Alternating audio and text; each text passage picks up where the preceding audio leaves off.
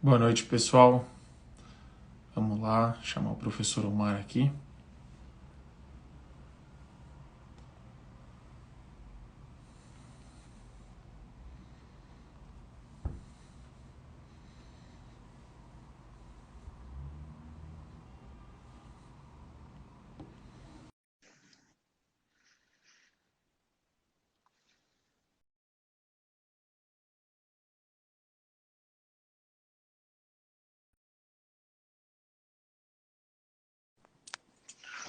Olá, professor.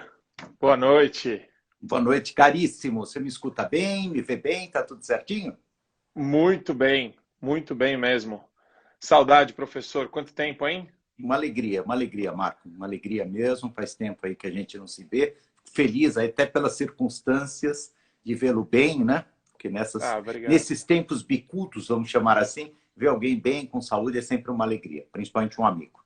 Sempre, professor. E assim, para quem não nos conhece, né? Queria falar que a gente se conheceu dando aula na Faculdade das Américas. Sim. Partilhamos aí de bons momentos e bons debates lá no ambiente docente.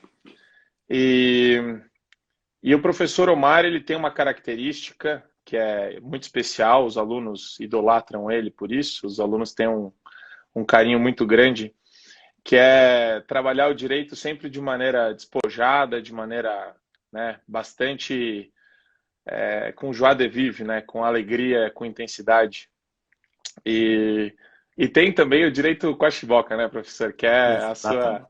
Exatamente. Aliás, é o já seu canal, né? É o é seu o canal canal, tem um no... canal, o canal do próprio Chiboca. Chiboca tem toda uma história, na verdade é simbólica, né?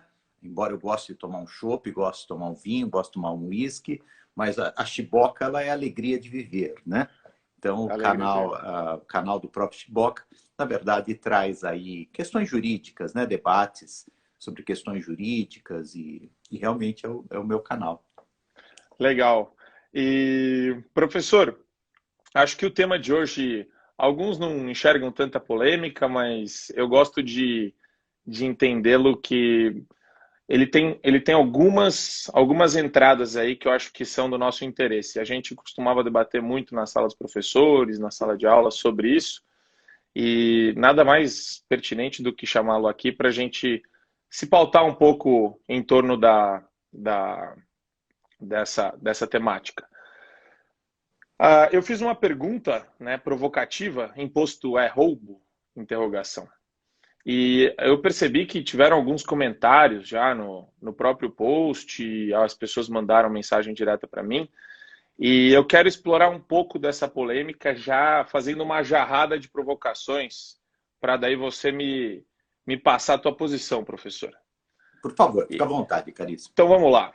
Acho que a ideia principal é: imposto é roubo e sonegar é legítima defesa? Essa é a provocação que os libertários fazem, né? Por que eles fazem essa provocação? Tudo remete àquela alegoria da pessoa que está vivendo a vida dela tranquilamente, quando bate alguém na porta e fala: escuta, o senhor poderia contribuir aqui? Eu vou ajudar você, vou asfaltar a rua que está na frente da sua casa, vou oferecer serviços para você.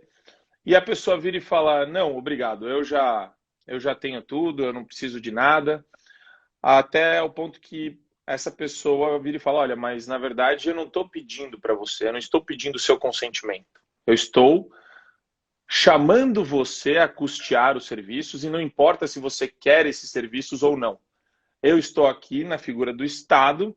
Se você não pagar por esse serviço, irei prendê-lo e multá-lo. E se você resolver pagar o serviço depois de prendê-lo, eu extingo a punibilidade e você volta à sua vida normalmente. Isso me dá uma dor no coração, isso aperta meu peito às noites, Omar, porque a ideia remete a como o Estado se legitima, né, e se atribui como moralmente uma entidade aí que vai prestar serviços que ele não perguntou para as pessoas que se querem ou não que sejam prestados, e ao mesmo tempo é, se arrogando no direito de cercear, né, tomar, privar você da sua liberdade para, de alguma forma, receber esse dinheiro, né? Aí eu vou começar com essa provocação. Imposto é roubo? Você, na qualidade de juiz federal, acho que tem uma resposta boa para isso. Não, veja bem, eu acho que também eu não vou responder apenas tão somente como juiz, mesmo porque provavelmente alguns juízes responderiam, vamos dizer, claro que vão falar que não, mas talvez com vertentes diferentes. Eu acho que o debate é exatamente entre nós, né? Eu tenho uma posição que o imposto não é roubo, imposto no sentido de tributo. O meu olhar da tributação, ele é um olhar que parte da concepção do iusnaturalismo. Eu, dentro do direito, da filosofia do direito, eu sou talvez um pouco minoritário hoje, eu me adequo mais ao iusnaturalismo. Nós temos uma concepção, o Estado não nos cria direitos, ele nos reconhece direitos que nós já temos inerentes à natureza humana. E ali, a partir daí, esse núcleo, nós temos um núcleo fechado, é um núcleo de direitos, de dignidade, que não é nem um contrato social, não é um grande acordo que vai me fazer reconhecer. Eu já o possuo, o Estado tem que me garantir. A partir daí, essa garantia desses mínimos, vamos dizer assim, que a gente poderia chamar de um âmbito material, de mínimos existenciais, eles exigem recursos. E a tributação vem a partir daí. Tendo em vista que os seres humanos eles são diferentes, eles têm histórias diferentes, e nós temos que garantir, como Estado, como organização social, nós temos que garantir esses mínimos. E, fruto disso, a tributação ela ganha uma racionalidade. Agora, outra questão é, a tributação é excessiva ou não é excessiva? Isso a gente pode discutir, isso é legítimo. Agora, a tributação por si só, ela não é um roubo, como eu entendo, como um dever fundamental. Eu sou daqueles que se adequam a alguns doutrinadores que defendem como um dever fundamental o dever de pagar tributos e a sonegação. Você fala, mas sonegação vou acabar preso. Olha, eu fui juiz de execução fiscal por 6 anos, antes tinha trabalhado, eu fui 10 anos advogado, né? Eu não sou aquele juiz, vamos dizer assim, clássico, vamos dizer assim, mais cotidiano, que normalmente já entra logo na carreira. Eu atuei bastante na área penal e atuei bastante também penal empresarial e atuei bastante também no tributário. Depois, como juiz de execução fiscal aqui em São Paulo, também atuei um pouco na área penal.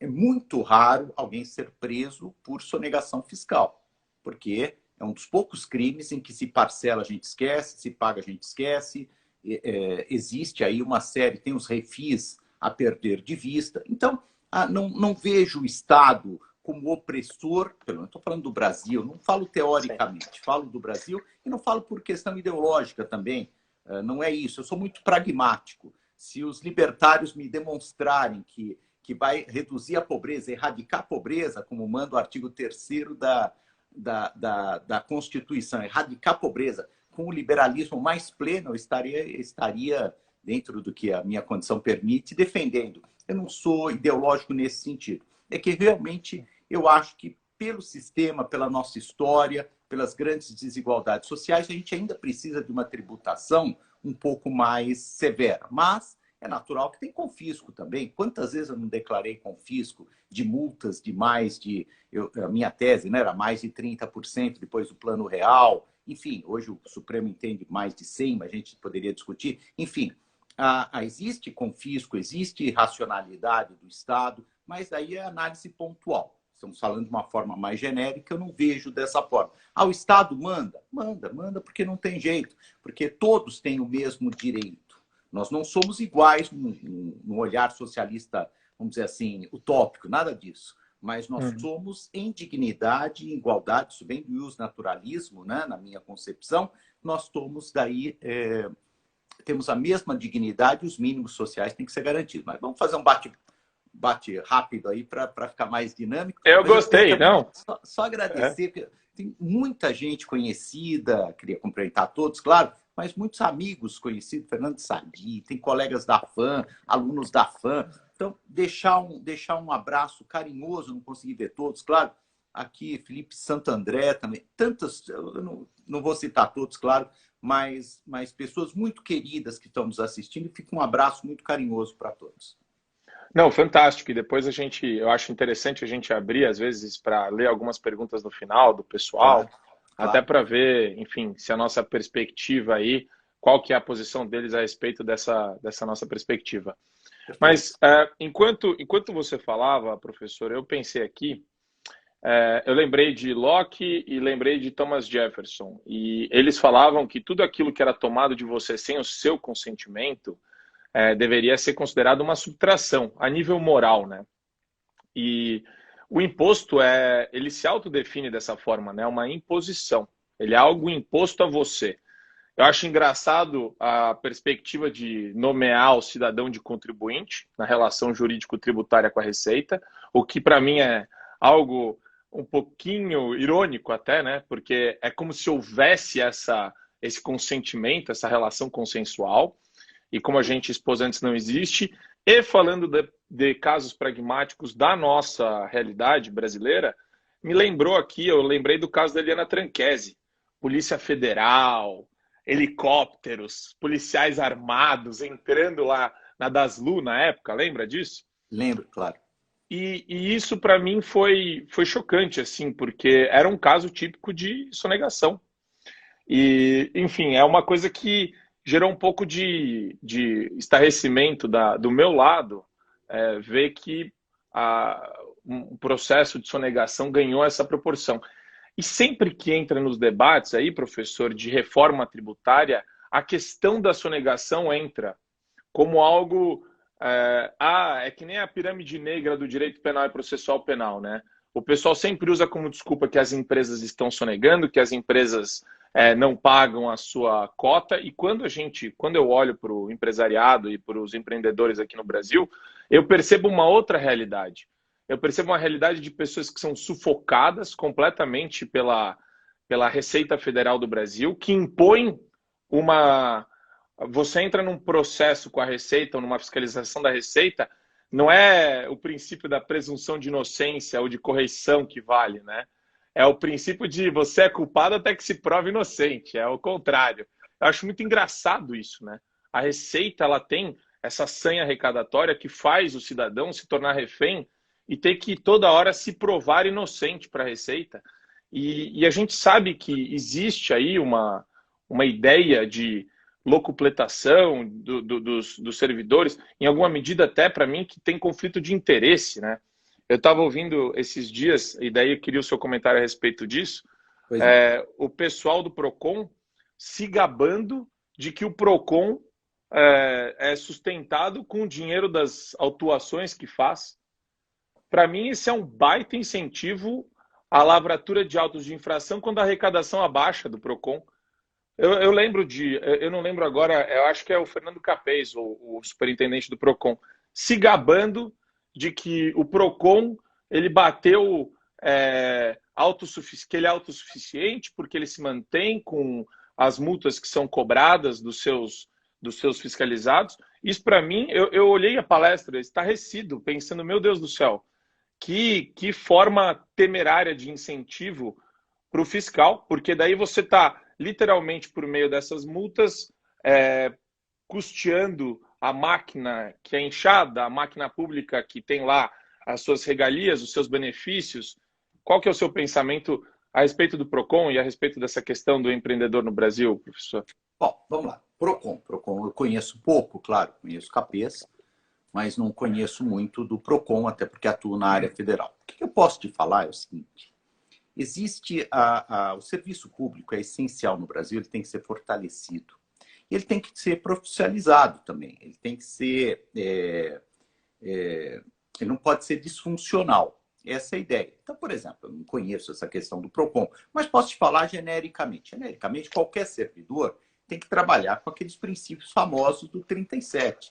E não são discurso. Você me conhece há muitos anos. Eu não gosto de discurso. Eu acho que a gente vive na sociedade do discurso. Não é verdade? É só olhar o Facebook, as redes sociais, que eu adoro, aliás, estou forte nas redes sociais, a gente vê só, parece que candidatos à beatificação ou à santificação. Só tem gente maravilhosa e a realidade, a gente fala, meu Deus, mas a realidade ela é tão complexa. Então, o servidor ele tem que atender os requisitos, sim. Isso é básico. Eu vou te contar uma história bem tranquila. Um servidor, se ele realmente encontrar alguma irregularidade, ele deve efetivamente lavrar o auto de infração. É isso, ponto. Ele jamais deve fazer como segunda outra intenção, que aliás eu vejo como corrupção. Que para mim, Marco, corrupção não é levar dinheiro só. E nem sei se é a pior. Você tem outras formas de você se corromper como servidor. Quais seriam, por exemplo, se eu ficar com raiva de um advogado? E eu posso falar isso com muita tranquilidade. Fui advogado 10 anos, é muito difícil ficar com raiva de alguém. Mas eu me recordo, uma vez, um advogado foi muito grosseiro. E em um primeiro momento, como ser humano, fiquei assim, mas não grosseiro a título de crime. Só grosseria de grosseiro mesmo, mas sem nada que me obrigasse a tomar alguma atitude. Muito grosseiro. E eu me recordo que eu fiquei chateado, porque ele foi grosseiro, e você me conhece, você sabe que eu não sou grosseiro com ninguém. Mas eu falei, não. E eu ia registrar, ia decidir, tinha que decidir. Então eu falei, não vou decidir. Eu vou segurar, porque nesse momento eu estou com raiva. Eu não posso julgar com raiva. Por mais que eu tenha cabeça para não jogar meu desconforto naquela decisão, como que eu vou ter certeza que não vou fazê-lo? Então eu falei, doutor, eu queria aprofundar um pouquinho mais. Amanhã o senhor vem, vai ter a decisão, não era urgente, dava para esperar. Então, por quê? Porque o servidor, lato sensu, digo, membro de poder, o servidor, ele tem que ter essa impessoalidade, etc. Então, eu não vejo problema no PROCON, porque eu acredito que o bom servidor, ele não vai jamais lavrar um auto de infração violando legalidade e impessoalidade. Talvez o que a gente devesse fazer para evitar a tentação seria exatamente não vincular, vamos dizer, remuneração, não vincular mesmo financiamento do órgão ao número de infrações. Não sei se é isso que acontece no PROCON. Isso não é adequado. A ironia é essa. O gráfico do PROCON tem essa ironia, que quando abaixa a arrecadação, aumenta a lavratura de autos de infração e daí você tem a volta à autossustentabilidade. Mas esse é um caso, de novo, que é muito específico e você bem disse que não concorda com esse tipo de... né? Falo genericamente. E não concorda com esse tipo de comportamento no âmbito administrativo. Não, nenhum órgão, aliás, nenhum órgão, nem da justiça, nem de nenhum órgão. E trazendo a ideia, então, de novo para a questão da moral, né? O juiz progressista Oliver Wendell Holmes, lá dos Estados Unidos, progressista sendo mais de esquerda, né? Ele se posicionou, ele tem uma frase muito boa falando que ninguém tem que pagar um centavo a mais daquilo que é devido ao Estado. E é interessante uma visão de um juiz progressista falando isso, porque dá aso àquilo que a gente mais liberal, pessoal libertário, entende que, de fato, quanto menos você puder pagar de tributos, né, melhor. E daí entra a situação aí de você fazer um planejamento tributário e você se posicionar sempre dentro das regras estabelecidas na Constituição e nas legislações infraconstitucionais, né? Na lei e regulamentos. Só que isso daqui no Brasil, Omar, é uma zona. Você vai me perdoar. Manicômio jurídico tributário, já dizia Alfredo Augusto Becker. Isso daqui, a nível tributário, é um país que é conhecido internacionalmente pela insegurança jurídica que ele proporciona para nós. E agora eu vou problematizar isso daí e jogar de volta para você. Professor, isso é muito complicado quando você vai começar um negócio. Quando você começa um negócio, você está assumindo risco. Você pode dar certo e você pode dar com o caminhão na parede, explodir. E daí, para recomeçar, ainda mais difícil, do zero. E daí você entra aqui no Brasil sem saber direito, né, como pagar, o que pagar, quem pagar, porque a legislação ela está toda hora sendo discutida e rediscutida nos tribunais superiores. E tribunal de primeira instância é o que a gente chama de loteria jurisdicional, que é uma... dependendo de quem caiu o processo judicial, às vezes você leva a liminar, às vezes você leva a pau. E daí a minha pergunta agora vai em outro sentido.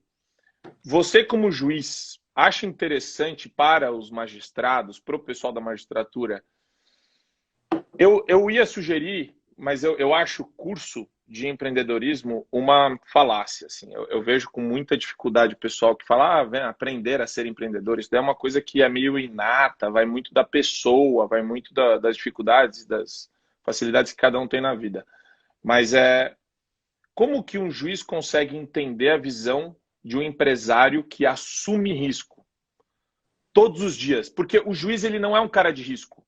O magistrado é um cara que passou no concurso. O risco que os magistrados assumiram foi, durante um período da minha vida, eu tentei subsistir, arranjei um emprego, alguma coisa, para estudar e passar no concurso. Hoje você tem a sua estabilidade, né? Se você é magistrado, e a gente sabe que com a estabilidade, enfim, existem várias prerrogativas. Dá para entender a cabeça do empreendedor, do empresário, e os juízes param para falar disso no cafezinho que eles tomam ou não?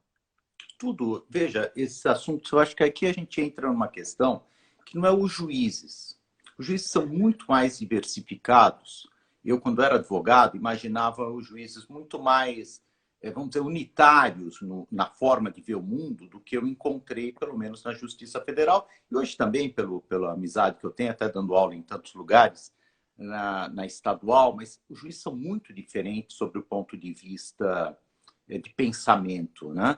Então, esse olhar um pouco monolítico, ele não existe. Eu não posso falar de política, evidentemente, mas as divergências políticas, por exemplo, elas são muito maiores do que as pessoas... Sim, é que nenhum juiz, e não deve fazê-lo mesmo, ele expõe isso no debate público. Mas ele, como qualquer cidadão, ele tem visões do mundo muito diferentes. Especificamente, eu já há muitos anos que eu sou diretor, exerço vários cargos na Associação de Juízes Federais de São Paulo e Mato Grosso do Sul, a JuFesp. Eu me recordo, a título de exemplo, que a gente tinha muito contato desde entidades empresariais até também contatos com outras entidades, sindicatos, associações. Então, a gente procura ter esse contato, mas isso acho que depende muito, Marco, da pessoa. Eu, por exemplo, eu falo isso em público, você sabe já dessa história, eu, por alguns anos da minha vida, eu trabalhei, quando era advogado, com pessoas marginalizadas no que seria hoje a Cracolândia. Eu advogava para eles. E o que eu vi naquela época? Eu vi a realidade de pessoas absolutamente marginalizadas. Me tornei amigos dele. Não é amigo assim de, vai lá fazer, que é algo maravilhoso, fazer caridade assistencial, eu tiro o chapéu. Mas eu fazia realmente, eu estava com eles, eu prestava serviço para aquelas pessoas marginalizadas e todas elas morreram, né? E não eram pessoas tão marginalizadas, tão usuários de drogas como é hoje. Estou falando de coisa de 30 anos atrás. Então, eu conheci realmente o que há de miséria. Também conheci empresários muito bem-sucedidos, empresários que fracassaram, até na família, né? Na família nós temos, enfim... Eu acho que os juízes eles têm, sim, essa visão. O que acontece é que você tem que equilibrar. Você tem uma situação de miséria muito grande no país e tem também buscar o quê? O equilíbrio. Porque se o mundo empresarial, ele, por exemplo, sonegar, ou parte dele sonegar, você primeiro quebra o capitalismo. Você quebra o capitalismo, 6 anos de execução fiscal, posso te garantir. Tem empresas que reiteradamente não contribuem, não recolhem tributos. Não falo de sonegação, falo de débito declarado e não pago para fugir da área penal e quebram o concorrente que paga corretamente. Isso é um problema. O problema concorrencial, neutralidade tributária ela tem que ser analisada também, porque senão a gente defende um capitalismo que não existe. O número de empresas alaranjadas é absurdo. Eu quase plantei um pé de laranja quando eu era juiz de execução fiscal. É verdade. Eu ia plantar, um colega falou, Marco, vamos perguntar o que é isso? Você já tem uma fama um pouco folclórica, vão achar? Eu falei, não, eu gosto de laranja e tal. É por quê? Porque só tinha cítrico, uma quantidade de cítricos muito grande. Então, não se trata de demonizar ninguém. Claro que o empresário é essencial, não só para ele, para gerar empregos, para movimentar a economia, inclusive para pagar impostos, claro. Mas a gente tem que buscar esse equilíbrio. Por quê? Porque tem muita miséria. E não é discurso político. Isso eu vi a realidade. Morre mesmo. Morre-se de pobreza, né? Isso foi uma coisa que mudou minha cabeça para sempre. Porque eu não venho de classe não vim de classe rica nem pobre. Meu pai era advogado daqueles de escritório no centro de São Paulo, sustentou a família, 5 filhos, mas não era pobre, eu não era pobre. Eu pude ter esse contato muito violento, muito forte com a pobreza, e também quando eu fui advogado em um hospital na periferia de São Paulo. É terrível. Então, aí entra um pouquinho, já caminhando um pouquinho para a Seguridade Social. Então, não há dúvida que a colaboração ela tem que existir. Realmente, se nós... Você já está dando a introdução para o regime colaborativo. Estou levando um contributivo na parte do debate. Assim. Mas só deixar claro o seguinte, eu acho que não demonizar é absurdo, mas também entender, na minha opinião, na minha ótica, que há que os empresários eles são necessariamente tratados de uma forma injusta. Eu não vejo dessa forma. Claro que mas pontualmente... Mas, por exemplo, tem algumas coisas que assustam, né? Aí na linha do Becker mesmo. A profusão de leis tributárias no Brasil é enorme. Você tem, a nível municipal e estadual, aí um problema seríssimo que gera muita insegurança. Temas até banais, Omar, relacionados à cobrança de ISS. A empresa tem sede numa cidade e filial em outra. Aí ambas cobram. É cobrado 2 vezes. Aí isso vai para a primeira instância. Aí, às vezes, você, dependendo do juiz que caiu, leva a pau. Aí você tem que subir para o tribunal. É uma discussão que já chegou na STJ faz tempo, já foi pacificada. E mesmo assim, você pede para ler a lei complementar e o empresário não tem a segurança. É impressionante. Isso eles vivem na pele. E daí...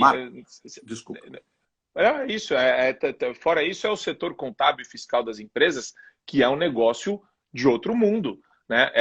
Existem cálculos aí e estudos que mostram você ter um gasto com equipe tributária de legal, né, de escritórios, mais uma equipe financeira e contábil para apurar quanto você tem que pagar. E às vezes custa o mesmo do quanto você tem que pagar para determinadas empresas, né? Então, verdade. Isso daí são elementos que assustam e que, quando você cai na mão de juízes que decidem com base ou em convicção ideológica ou na sanha arrecadatória estatal, sem querer ao menos entender, caso agora ICMS na base do PIS e da COFINS, a gente propôs aí várias ações, né, no âmbito federal. A gente teve juiz que deu a liminar e teve juiz que não deu a liminar. E a fundamentação deles, Omar, era a mesma.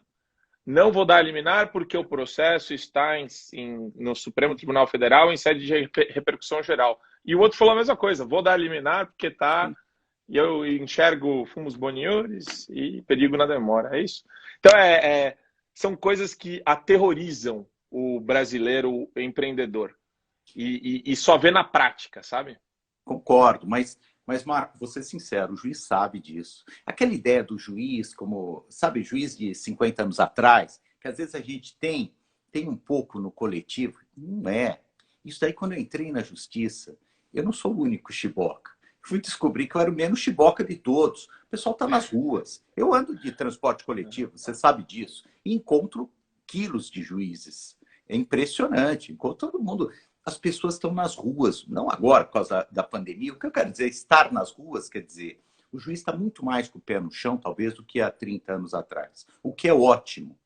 Então, não interessa, claro que você pode ter pontualmente aquele juiz um pouco mais, vamos dizer, ideológico, etc., mas não é a regra que pelo menos eu encontro na Justiça Federal. Outra questão, mas aí nós estaríamos falando talvez de um outro tema que a gente reúne a hora que você quiser, que é o teu tema, aliás, que é ativismo judicial. Aí o ativismo é outro tema que eu, aliás, até tenho uma concordância bastante grande com você, não total, mas talvez muito mais próxima.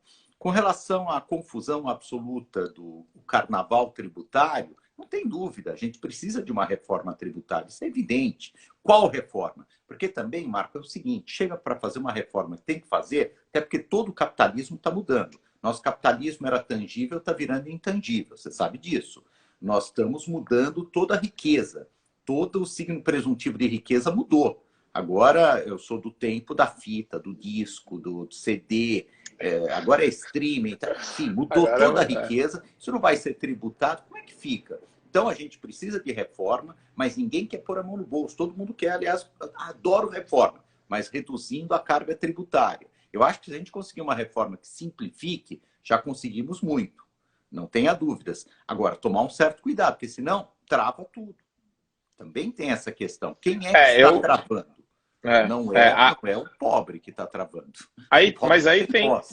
Mas aí tem uma questão interessante, né, que remete à reforma administrativa e o começo da reforma tributária. Na verdade, como a reforma tributária deve começar no fim da reforma administrativa, que deve enxugar completamente o tamanho do Estado, que é paquidérmico, etc. E aí eu posso, talvez, achar que a gente tenha uma distinção, uma visão diferente de mundo. Mas concordo, quer dizer, você tem que, na minha opinião, eu acho que ninguém gosta de pagar tributo, né, Omar? Ninguém gosta. Ninguém gosta. Nem você, que é juiz federal, professor, nem eu. Ninguém. Porque todo mundo fala da contraprestação. Ah, mas nos países escandinavos tem contraprestação. De novo, eu não gosto mesmo com contraprestação, porque eu não pedi pelo serviço. Eu quero pagar por aquilo que eu peço, Omar. Eu vou no restaurante, eu não quero pagar pela comida dos outros, eu quero pagar pelo meu prato de feijão. E acho que tá bom demais assim. Você vai ficar naquele... Como é que chama? Você sabe que eu gosto de cinema, né? Nas redes sociais fico dando dica de filme. Até que quem quiser, eu acho que é o náufrago, né? Você vai virar um náufrago. Porque não adianta viver em sociedade, vai ter que ser assim, meu caro. Não adianta. A gente vai ter que engolir muito sapo. De vários tipos. O tributo é um deles. Mas se a gente pensar a nossa liberdade, claro, de alguma forma a gente tem que abrir mão da nossa liberdade. Claro que é uma visão de mundo diferente, não tem problema nenhum. A gente é amigão, independentemente de visão de mundo diferente. Acho que todo mundo tem. Agora, sinceramente, para viver em sociedade não dá para ser assim, Marco.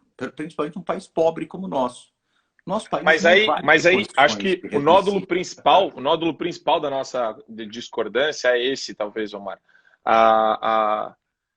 Eu enxergo o Estado, eu quero privatizar tudo. Eu quero, para mim, Correios, as empresas estatais, todas as sociedades de economia mista, para mim, acabou, sai fora. Caixa Econômica, Banco do Brasil sumiu, desapareceu. E vai abrindo mercado, e desregulamenta, e abre mercado para todo mundo competir. Quanto mais livre mercado, mais empresas aéreas a gente vai ter aí transportando as pessoas para cima e para baixo. A correspondência do cara no meio de Rondônia lá vai chegar, em algum momento vai ter alguém que vai conseguir lucrar com a operação ribeirinha da cidadezinha X, no canto lá no Acre, para Manaus. Alguém consegue achar a viabilidade econômico-financeira disso daí. Então, eu acho isso interessante, de novo, porque a gente coloca o tributo na discussão como o Estado sendo o ente que vai redistribuir riquezas e fazer justiça social. Aí entra o meu calafrio, aí entra a minha insônia, porque eu não acredito no justiçamento social.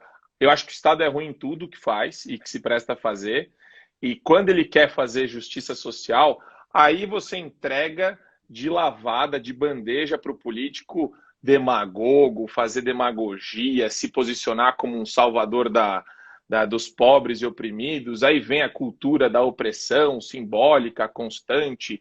Aí começa a esquerda identitária dividindo todo mundo em grupos para ver quais direitos eu vou dar para quais grupos. E vira uma festa lá o Congresso com essas prerrogativas aí. Você tem um ponto para falar Marco, sobre isso? A forma como eu vejo a sociedade, eu acho que a sociedade, nós temos crenças. Na verdade, o que a gente está discutindo são crenças. Uhum. Você tem uma crença, eu tenho outra, e quem está nos assistindo tem as suas crenças. Aliás, a minha tese é que nós substituirmos a religião tradicional pelas crenças de vários tipos. Pode ser mais liberal, pode ser mais socialista, identitária. Na verdade, hoje, nós temos inúmeras crenças. E crença a gente tem que respeitar sempre. Você sabe que a gente trabalha muito bem nesse sentido. Nós somos contrários à cultura do cancelamento exatamente por isso. Porque você pode pensar dessa forma, eu posso pensar diferente, alguém, uma extrema esquerda, pensar diferente, mas são crenças. E isso, para mim, é muito importante. Eu acredito que são exclusivamente crenças, visões do mundo, né? Que, claro, quando você tem um dedo de fanatismo, que não é o seu caso nem é o meu, isso gera o quê? Gera esse debate Essa tóxico que a grita, gente né? está É, vendo. uma Exato, uma grita. gritaria desrespeitosa que não leva a nada. Mas essa ideia que são crenças, por quê? Porque ninguém se vê como crença. A pessoa vê como não, eu tenho a racionalidade pura, por isso que no fundo você vê o outro e fala, ué, como é que alguém consegue pensar de outra forma? Então, em primeiro lugar, eu vejo como crenças, e eu acho que isso vai radicalizar com o enfraquecimento das religiões que eu chamo de não laicas, né? O catolicismo, etc., está tudo caindo. Não é nenhuma crítica, eu sou católico, na questão não é crítica, é que eu acho que não dá para viver sem crenças. A gente deixou a crença dos nossos pais e vai pegando outras, mas são crenças. E isso é perigosíssimo, porque a crença, ela sempre pode chegar amanhã e falar, puxa vida, eu estava errado, né? O grande problemática, claro que a gente pode pensar da forma que cada um pensar, mas tem consequências. Por exemplo, vou dar um exemplo. As reformas. A reforma previdenciária, que eu trabalho no meu dia a dia, já caminhando um pouquinho para trazer só, mas eu acho que vamos trazer junto. Reforma previdenciária, ela destruiu a previdência pública. E você sabe que essa é uma área que eu conheço, que eu milito há muitos anos, que eu sou juiz há muitos anos. Ela pegou, ela foi construída pela primeira vez que fizeram uma reforma, Marco, que eu vou falar, poucas pessoas conhecem, feita por pessoas que conheciam na prática a Previdência e que tinham um pensamento mais liberal. Perfeito. Tanto que nunca foi, sobre uma ótica liberal, feita uma reforma tão bem feita, nesse aspecto. Em alguns aspectos, até concordo que havia distorções, mas o que a gente vai vendo nesse sentido? Às vezes, então, por exemplo, não vou entrar no mérito, mas as pessoas acreditavam naquela crença de que o Estado, que a Previdência era um pouco rechonchuda. Reduziram ela, segundo o nosso ministro, né, que já não sei se é da economia, ainda é da economia, uma economia um pouco mais magrinha a partir de hoje, né, ele perdeu alguma coisa, mas o nosso ministro Guedes, ele queria, salvo engano, economizar em 10 anos 100 bi. É isso. Perfeito, e deve conseguir alguma coisa próxima disso. Se a gente parar para pensar, a partir desse pensamento, a gente destruiu algo. E se tiver errado? Não volta. Não, desculpa, não foi um tri? Um tri, é 100 bi Foi um por ano, tri. me perdoe. É, Em é, 10 anos é um tri, claro, 100 bi é. era ridículo 100 em bi 10 por anos. ano, é. É 100 bi 100 por bi ano. por ano, É 100 bi isso. por ano. Então, mesmo que não seja, é um valor muito grande. Quem trabalha com isso sabe que esse valor não é exagerado. Porque é impressionante o que já se fez e que já se tinha feito em grande parte nos governos Lula I e Dilma, que não é uma questão exclusiva do governo atual. No governo Lula I e Dilma e no FHC 1, Lula 1 e Dilma. Na verdade, é sempre o 1, né, que faz a reforma. O 2 nunca faz reformas, isso é uma tradição. E eles realmente cortaram bastante da Previdência, na verdade, destruíram um pouco o sistema de seguridade, mas de uma forma tão bem feita. Então, veja, claro que é uma questão de crença. Eu espero que você esteja certo, porque nos últimos anos se caminhou com governos que se dizem mais à esquerda, ou com governos que se dizem mais liberais ou conservadores, se caminhou, pelo menos no campo da Previdência, fortemente nesse sentido. Se não tiver certo, e eu acredito que não estavam, a gente vai sofrer violentamente. Falo também da reforma trabalhista, que eu entendi até necessária, mas achei exagerada. Não é um tema que eu tenho uma compreensão tão grande, mas se falava em milhões de empregos que seriam gerados, desde que saiu, que tivemos a saída do governo da ex-presidente Dilma, nós não temos tido. A questão do emprego permanece, independentemente da pandemia, permanece, apesar da reforma da trabalhista, nós não tivemos vantagem alguma. Meu medo é que a gente, na prática, a minha tese, aliás, é que o Brasil era deficitário, os setores eram muito bem organizados, não quiseram abrir mão, e abriram mão com um discurso que alguns, quem é liberal, acredita, mas que alguns políticos simplesmente se utilizaram, que a Previdência ia quebrar, etc. Quem estudou isso com muita profundidade sabe que isso não era verdadeiro.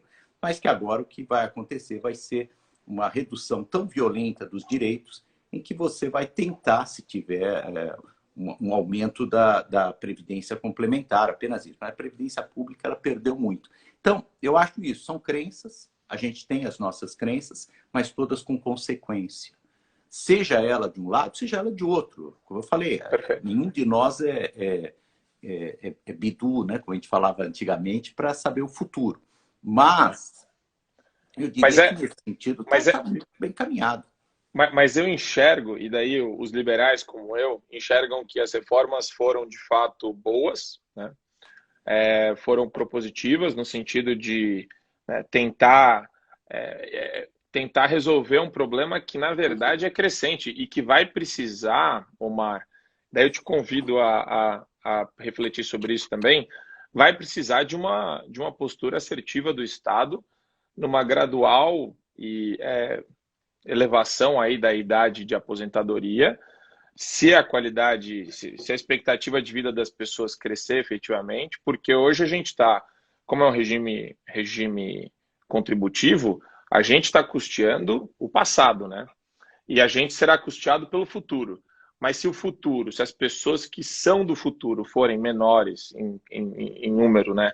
Se houver menos pessoas no futuro do que o que existe hoje, elas vão ter que pagar ainda com uma carga maior. Porque aí entra, eu vou tentar simplificar um pouco, mas vou tentar colocar a visão liberal para quem está assistindo a gente aqui na live.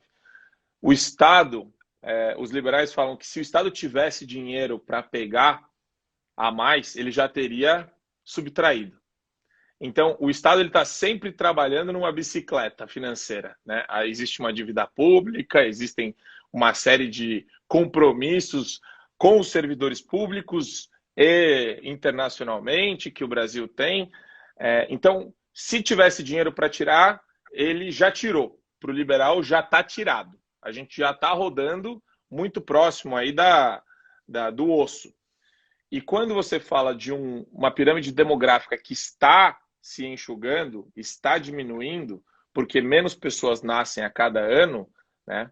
Diferentemente de 50 anos atrás, a gente vai criando aí um problema de sustentação da própria Previdência. Por isso que falam que é uma fraude, né? Um esquema de pirâmide ainda dominado pelo Estado, né? Não, perfeito. É uma posição respeitabilíssima, não tem problema nenhum, não acredito muito. Mas vamos entender, Marco, por que eu não acredito? Veja, claro que o que você falou está correto. Efetivamente, estamos ficando mais velhos e as pessoas têm menos filhos. Você sabe que eu tenho 4 filhas. Se fosse há 30 anos atrás, 40 teria anos 8. atrás, e eu perguntar, falar, nossa, que pouco e tal, né? Hoje me perguntam se eu não tenho TV em casa, se eu não posso assinar o Netflix e tal. Então, por quê? Porque chama atenção. Hoje, 4 filhos, imagina. Então, obviamente, nascem menos crianças, consequentemente, isso vai ter uma repercussão, porque nós fazemos um financiamento pelo sistema de repartição. Então, o que é o sistema de repartição? Uma geração financia a outra. Agora, falando já em privatização eventual, que eu discordo, mas é um debate, não tem problema nenhum, é um debate, aliás, que foi trazido pelo ministro Guedes, mas não foi adiante, mas nada impede que venha a ser, então vale a pena a gente conversar. Primeiro lugar, por que eu discordo? Primeiro porque eu acho que o Brasil sempre aceitou, existe uma desigualdade social muito grande no país. Isso eu acho que é fato. E o que muito segurou essa desigualdade social? A Seguridade Social. Então, na verdade, o capitalismo no Brasil, ele sempre teve um lado um pouco selvagem, que foi amenizado pela Seguridade Social. Não falo só pela Previdência, falo Previdência, Assistência e Saúde. Então, agora, com o enfraquecimento da Seguridade, nós começamos a ter o quê? Nós começamos a ter um conflito distributivo muito pior. Obviamente, com pessoas sofrendo, com algo que não vai ser positivo para o bem comum. Outra questão, rapidamente, que eu gostaria de falar é o seguinte: financiamento não se dá exclusivamente pela sua ou pela minha contribuição. Porque muitas vezes o pensamento é esse: poxa, eu eu estou ficando mais velho, vou viver mais. Não, o financiamento ele é amplo. O financiamento, hoje, ele é feito pelo faturamento das empresas, faturamento receita, PIS/COFINS, o lucro, contribuição social sobre o lucro líquido, importações, PIS/COFINS importação, as loterias, concursos prognósticos, que poderia expandir talvez muito mais, talvez até gerando algum tipo de turismo. Você tem a folha de salários, que é o mais tradicional, e muitos tópicos no financiamento não estão sendo atingidos. Falando de sonegação, ela existe? Claro que existe, deve ser combatida, mas eu não sei se ela é pior. Talvez a pior seja renúncias fiscais, que nós teríamos que ver se são ou não republicanas. Você teria outras questões também interessantes, que é, por exemplo, uberização da sociedade.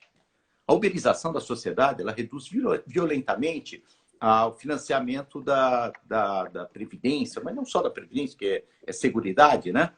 Para a uberização da sociedade, que não é só o próprio Uber, mas todos nós virando Ubers de alguma forma, né? Isso começou com uma mas vai embora. Mas eu vejo isso como algo glorioso, maravilhoso. Eu vejo as crianças voltar a beber, tomar um pouco e discutir esses assuntos, porque realmente a gente importa muito. Eu vejo as crianças na bicicleta, 15, 16, 17 anos, me dá uma vontade de agradecer quem inventou o rap, porque eu vejo uma quantidade de trabalhos aí sendo criados, postos de trabalho efetivamente, que nunca existiram, nunca passaram pela cabeça das pessoas, né?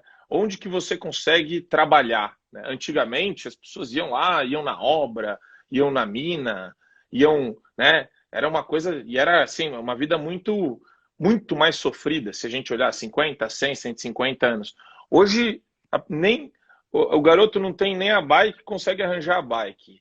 Não tem o carro, consegue o carro de frota para fazer rodar, para pagar o aluguel do carro e ganhar um troco ainda como motorista de aplicativo. Eu vejo isso com alento e como uma maneira de você permitir que essas pessoas que são empregos, são trabalhos, desculpa, transitórios, né? É que nem a gente fala, mas você defende isso. Ninguém trabalha como entregador de rap para sempre. São pessoas que estão buscando algo mais, né? E eu vejo isso não só no discurso dessas pessoas, mas na própria transitoriedade que existe no mercado. Antigamente essas pessoas iam trabalhar em call center. Hoje elas vão trabalhar como rap. Para mim, a uberização ela é maravilhosa por isso. E o Estado não consegue se atualizar. E o Estado só está pensando em cobrar, né? Na linha do que você estava falando. Quer dizer, podemos cobrar por aqui, podemos cobrar por ali. E é tudo na forma de contribuição, na forma de imposto. E eu fico com medo disso, porque o Estado ele é literalmente aquela empresa gigantesca, né? Aquela entidade que não tem... A gente não sabe quais são as torneiras, quais são os fundos, quais são os privilégios. E o pessoal fica desacreditado no Brasil hoje porque você vê, que nem estão falando aqui nos comentários, né? O preço da gasolina é contribuição de combustíveis, né?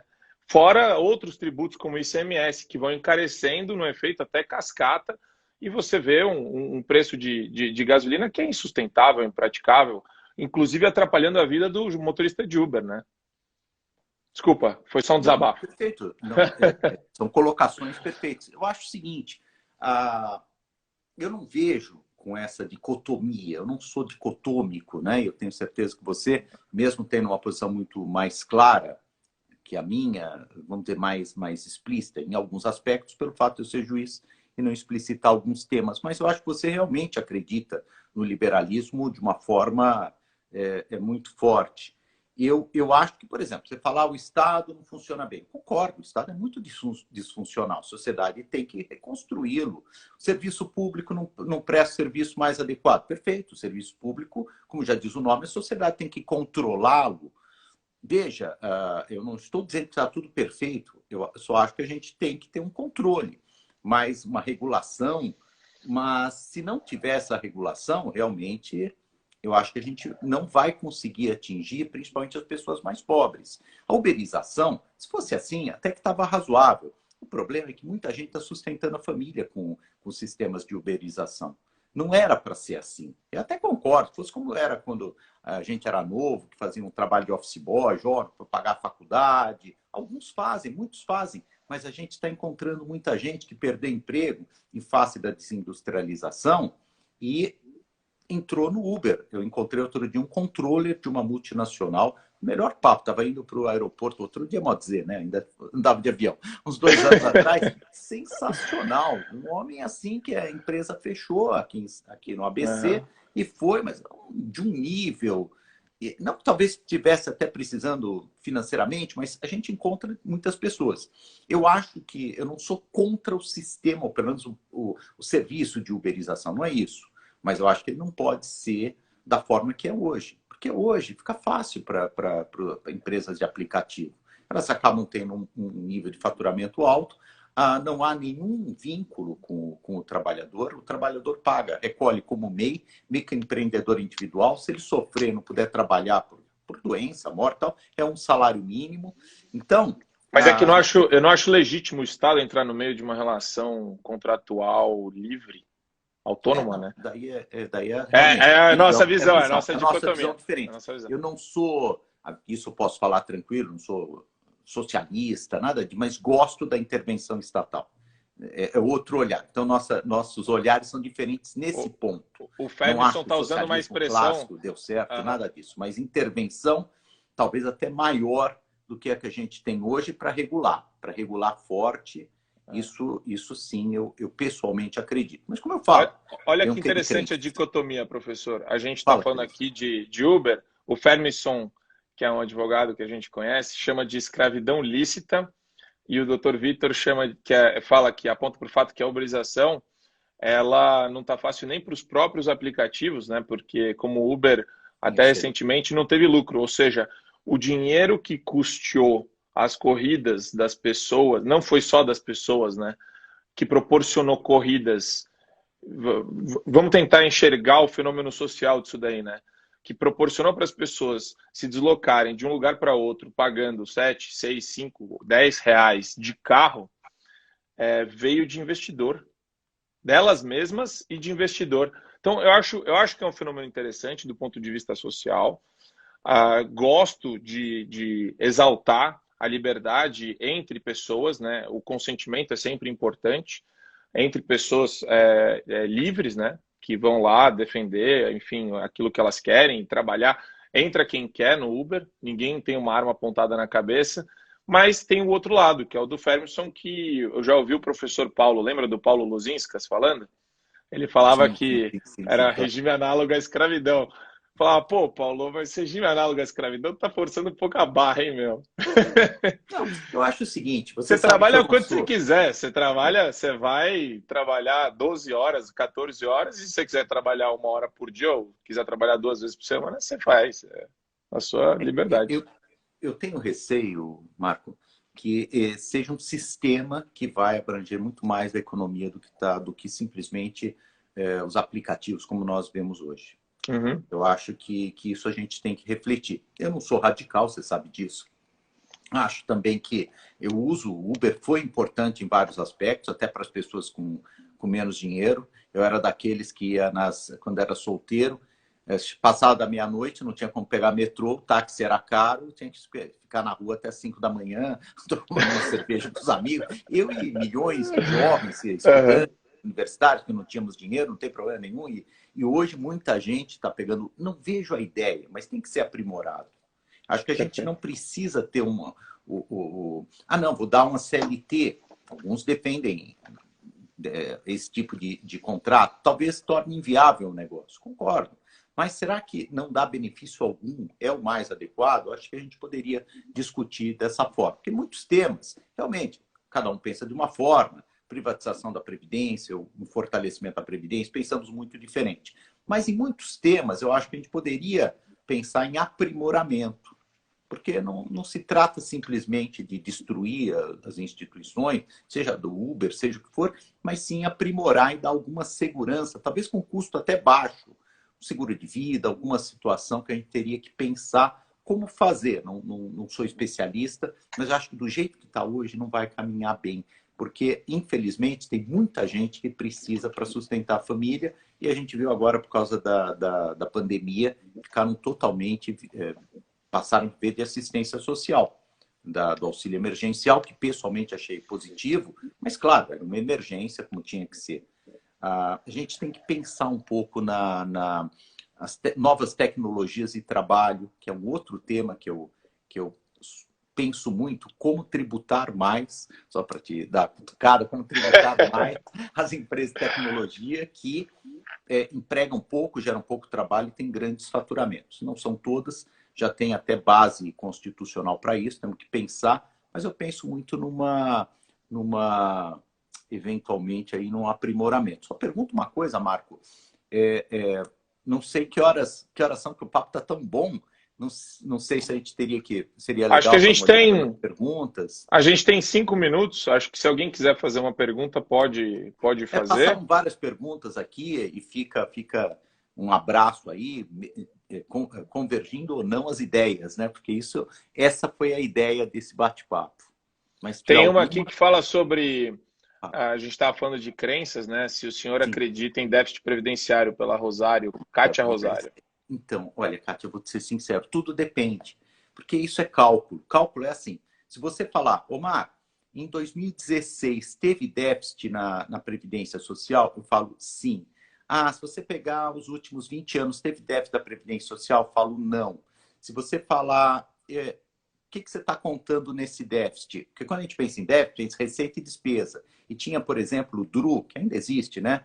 Desvinculação das receitas da União, que tirava 30% das receitas da Seguridade Social. Então, eu falo, não, dessa forma é forçar um déficit. Se você pensar na Previdência Rural, que ela é praticamente assistencial, porque a faixa de contribuição é mínima. Então, por isso que é tão difícil dar essa resposta. Então, o que eu posso te falar é o seguinte, não dentro daquela concepção que a gente tem, vamos dizer assim, entradas e saídas, e quando eu falo em previdência, a gente tem que falar em 20 anos, 25 anos. Não tem sentido falar 2016, por exemplo, começo do governo Lula, nossa, estava dando superávit, depois tivemos a crise econômica a partir do governo Dilma, caiu. Não é dessa forma que a gente vê previdência, a gente tem que ver previdência a partir de pelo menos 10 anos para ter uma noção. Tá bom, Cari? Então é difícil de responder, depende de como faz a conta. É por isso que cada um fala uma coisa. Mas se quiser, um dia a gente vem aqui bater um papo nesse sentido. Agora, não acredito num déficit permanente, porque tudo depende. O DRU não ia para os aposentados, o DRU era desvinculado, então ia para o Estado usar de outras formas. Agora acho que acabou, viu? Até para contextualizar o pessoal, né, desvinculação de receitas da União foi um mecanismo muito utilizado para mexer muito com a dotação orçamentária, né, professor? Sim, sim. Dinheiro que estava vinculado se desvincula para você poder custear outros serviços. Então, de novo, aí entra elementos de insegurança tributária no Brasil. Então, por que algo é vinculado? A contribuição é vinculada, mas aí tem o DRU, porque daí desvincula. Do ponto de vista do direito financeiro, você pode usar isso daí como instrumento para cobrir incêndios em outras áreas. Sim. E daí entra nessa ideia de não é? Leviatã paquidérmico. Não, o Estado tem que ser aprimorado. Eu, por exemplo, era contra a DRU. A DRU era bom para governante, né? Mas ela, sem analisar a DRU, fica difícil responder a pergunta da colega, né? Eu já tenho... Vocês já sabem qual que é a minha resposta, né? Minha resposta é deficitário e vamos privatizar a Previdência. E aí o próximo debate é sobre privatização da Previdência, hein, Omar? Vamos. O que você acha? Vamos? A gente discute Chile, a gente discute privatização, encerramento da Seguridade Social, vão acabar com a Seguridade Social. Podemos fazer com muita alegria, não tem problema. Só que daí eu vou trazer uma chiboca junto. Então a gente toma também, vinho. a gente até pega um vinho, online, uma cerveja. A gente toma um vinho aí, todos também estão convidados. Daí fazemos sim, com muita alegria, caríssimo. Convidado. Aliás, só tenho a agradecer aqui tanta participação de tantos colegas, porque não só estão nos prestigiando, mas comentando a favor, contra, com muita elegância todos, e fica aí um carinhoso abraço para todos, né? Um carinhoso abraço a todos e a você, professor, por ter aí participado. Obrigado mesmo. É isso, é um prazer. Vamos nos falando para combinar esse próximo debate aí para o pessoal também. Vamos sim, com certeza. Marco, um forte abraço. Boa noite Valeu. a todos. Até uma próxima, gente. Até a próxima. Valeu, pessoal. Obrigado. Abraço. Obrigado.